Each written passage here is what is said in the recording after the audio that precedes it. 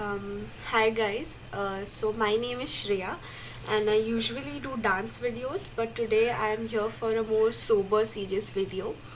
And basically I'm going to talk about how to assemble two types of first aid kits. One is the animal first aid kit and the second one is a human first aid kit. I have more knowledge about the animal first aid kit than I do of the human first aid kit. So, my video about the human first aid kit may not be necessarily accurate, but I still feel that it is somewhat required in these times for us to know what all things that at least basics that we can have with us so that in the time of the pandemic we are self reliant. Also, we can help others out in case of need.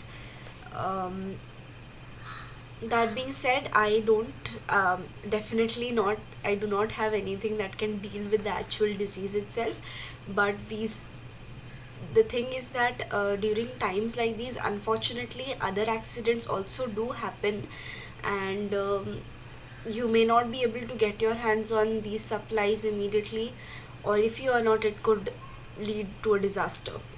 So, first, I'll talk a little bit about the animal first aid, and I am going to be putting up a more detailed video on how to actually do animal first aid.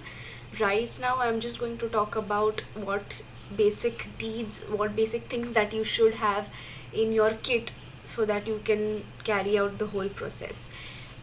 I got into animal first aid actually as a child, but obviously I was not experienced then.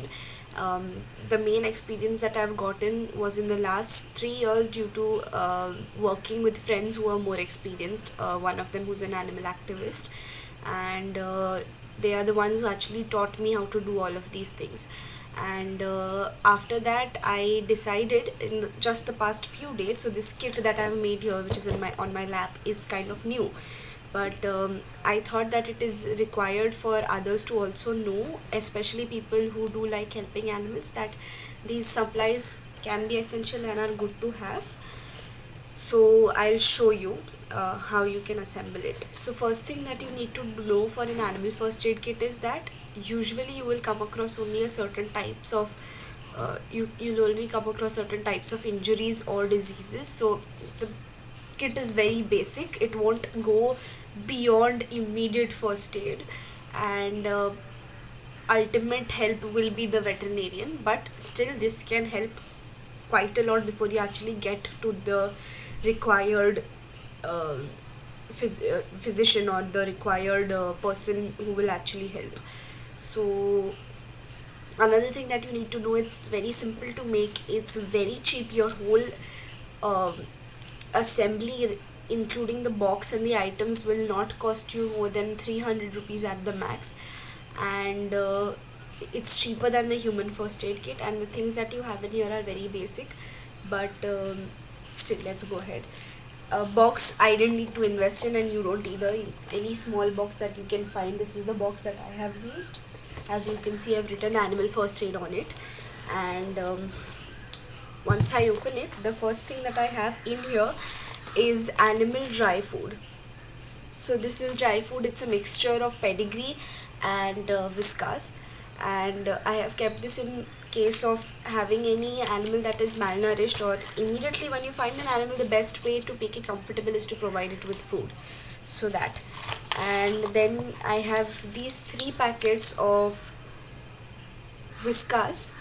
One is chicken in jelly, and this is for 1 plus, and one is tuna in jelly, which is for kittens, younger kittens, and this is a special edition which is an ocean fish for 1 plus years. So I have these three. And wet food have a certain smell, a distinct smell that the animals can recognize. So they will, if any animal is slightly panicked or you have to coax it out, this will work best. I will provide alternatives in the next video that I actually put up. The next thing that I have here is gauze. You will obviously also need cotton, but cotton, I have kept it as a common thing between both the human and the animal first aid kit, so I have kept it separately, and I'll show that to you in some time, although we all know what cotton is. So this is gauze. I have roll gauzes. I will need patch gauzes, and I'm going to update myself on those. Um, Other than that, for bandaging you don't need much other than medical tape, which is also outside because it's common between both human and animal first aid. And then I have these two things which may be slightly uncommon to you but are very useful, which are syringes. So this is a 2 ml syringe. um, you can find it in any medical store. This one cost me 11 rupees, and this one cost me, this is a 1 ml syringe, and this one cost me 15 rupees. So that's how it looks like. That's what it looks like. Now it usually comes with this needle tip, although you don't need it usually, because this is not for administering medicine subcutaneously or intravenously. Basically you don't need to inject anything into the animal's body. These are to give through the mouth. So if any medicine which the animal is not ready to have or cannot be mixed with food, you may need to force that medicine down its throat, and the easiest way to do is using a syringe without the needle. So you can just hold the animal and stuff it in.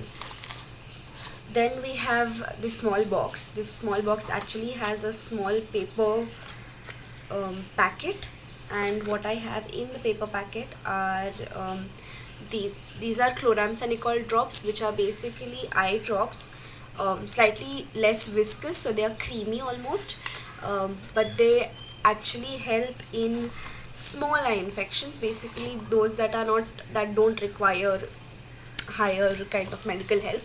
But these can be, again, I'll be talking about the medical applications later on in a later video, but good to have these in hand because animal eye infections are very common. I think they can also be used with humans, but I'll cross check and I'll let you know in the description. And this is betadine. Betadine is basically kind of like an antiseptic, but it's not exactly an antiseptic. Basically used like a wound cleaner. Then I have toothpaste. Now this may seem odd, and toothpaste is usually not used on animals. Actually it is not. I've never come across a case where I've needed to use toothpaste on an animal. But why I have it, and I also have one in my human first aid kit, I will explain it to you later on. This is hydrogen peroxide. Again, something that you don't usually use on animals because this burns. It is an antiseptic to a certain extent because it will kill everything in its contact, including some living cells, but it will basically get rid of all the bacteria in the wound. But you do not use this, you use betadine most of the times because the animal will struggle a lot with hydrogen peroxide. I will explain when you should use hydrogen peroxide later on. Then I have surgical clinical spirit. This is more for the humans than for the animals, and this cost me 30 bucks. The hydrogen peroxide was 20 rupees, and the Whiskas packets, each one of them is 30 rupees. Toothpaste you can find anywhere. Betadine is 80 rupees. Sorry, the betadine is 100 rupees. It's the most expensive thing out of all of these. Chloramphenicol drops are 1 rupee each. And injections, I told you already how much they cost. Gauzes cost, I think, 10 to 15 rupees per roll. And then I have soframycin. Soframycin is actually a human medicine, but it can be used on animals whose wounds have been slightly healed, so they are not bleeding anymore. You can use it on those kind of wounds which are open regardless. So you can use soframycin to soothe the burn. And then this is something that most people may not know, which is slightly more uncommon than the other things. It's basically a medicine called Nemocid. Nemocid is used for taking care of worms. Basically, if a kitten or a cat has worms, then they may develop fevers and problems in their digestive systems. So you need to give different quantities to depending on the age of the animal. So this is not advised. It is advisable to keep in your first aid kit, but not administer it unless and until you know someone who can or who knows the quantities. I will be mentioning the quantities in the description, but don't do it if you're not comfortable with it or if you don't know it. Although it's not harmful, just it's not good idea to do it regardless. That's, I think, it for the animal first aid video, and I would like to move on now to the human first aid, but I'll have it as a separate video. So thank you for watching. Bye. And it's a good advice to just keep these kits ready just in case. Thank you.